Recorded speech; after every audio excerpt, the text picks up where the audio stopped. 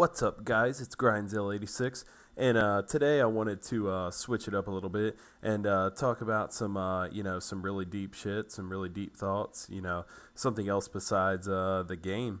So I wanted to tell you guys a story about one of my many life-changing events, which this one happened to be, I think it would be the first one, but I don't know. Anyways, I got into a really bad car accident when I was just 17 years old, still in high school, just starting to, work summer jobs, all that good stuff.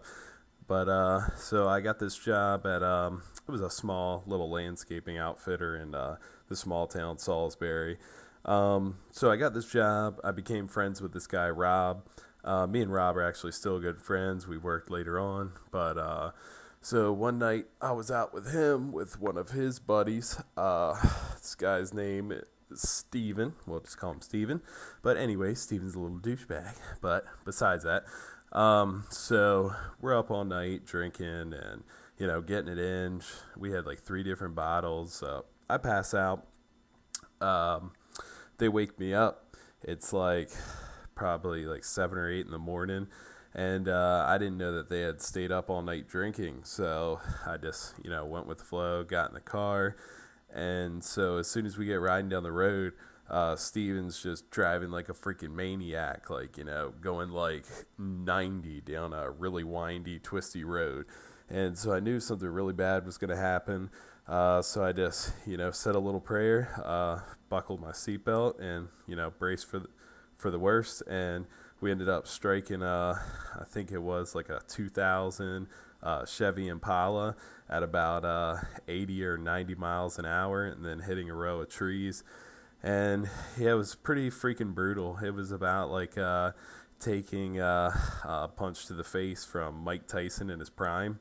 Yeah, so needless to say, my seatbelt snapped or came undone, and I went flying. I was in the back seat, and went flying into the front seat. And so yeah, we hit pretty freaking hard. Got out of the car as soon as we hit the other car, and but my door was stuck a little bit. I had a He-Man fucking pow ninja kick that shit open. But the car was smoking, and it was like literally like on fire by the time we got out of the car. And something was telling me to get out of the car, and it was crazy. Like like I had like some sort of like guardian angel or something. But it was awesome. So I was like a deer in the headlights after getting hit by a car. Pow! Just got up, He-Man'd out of the car, and so we sat across the street and watched it burn to the ground. So it was, I don't know, probably about a year later that I kept having problems. Well, shit, I'm getting way too ahead of myself. So we go to the ambulance, or the ambulance comes to the accident site. We get rushed to PRMC. It's the local hospital here. But so they drop us off in the ER and just like leave us. They don't like rush us back or anything. We're like sitting out in the ER for like 2 freaking hours. And not only that, but Rob, a friend of mine, so I start looking at his arm, and like the little ball in your wrist, like say your right arm, your right ball is like farthest away on on your right arm. So his right arm, the ball was on the left side of his arm or his wrist. So like his wrist like did like a complete like 180 and was like jacked up looking. So yeah, needless to say, they ended up playing it off. I had like no idea who I was or what was going on. I was kind of like in a daze. It was almost like, I don't know, for a while after, it was almost like I was in a daze or like a daydream, or like it never really happened. I don't know. So yeah, they ended up playing it off as a concussion, and they sent me on my merry way within no time. So about a year later, I kept having like really, like, I don't know, not really like strange, but just like really bad like back pain and just like random symptoms. So I ended up, or my mother did, she ended up scheduling an appointment to see a neurologist. And so I was kind of, I don't know, reluctant, nervous. So we ended up getting the MRI done, and took it back to, or no, we got the MRI done, and about 2 weeks later, the neurologist called me and wanted to review wanted me to come in for an appointment so we could review the photos. And so I didn't really know what to think about it. I was kind of scared and nervous, and I figured that if it was good news, that he would have just called me and told me everything was okay.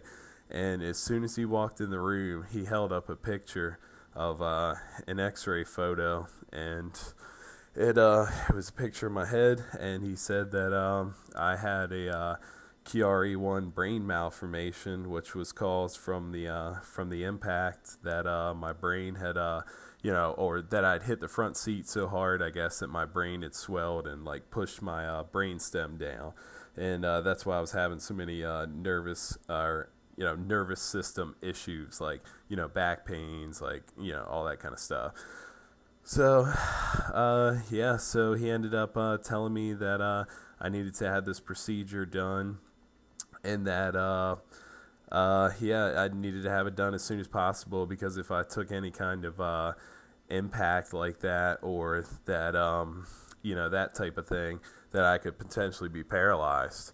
So I ended up not getting it done around here, because it's kind of a small town, a small hospital, and all that good stuff. So I ended up going to see a specialist in this type of surgery up at Johns Hopkins in Baltimore, Maryland. And he was great, and this guy, he said he did more than he could, even remember in the thousands. So I was in good hands. He had me in and out. It was all taken care of, all done. And yeah, it was pretty freaking intense. I was like the worst freaking pain in my life. They had to go in and lift it up and fix all that stuff. But anyway, these days I'm good to go, and just some back issues here and there. But yeah, other than that, that's been my story. And but that was still life changing, especially being that young. I mean, it was huge. It was devastating. For about 2 years, I went down a downward spiral and started partying and hanging out with the wrong crowds and getting into trouble. And it was pretty crazy time, bad time in my life. But it was just a really hard lesson learned, that you can never trust anyone's word, and don't learn the hard way. Don't ever ride with drunk drivers. So I know it sounded kind of corny and all.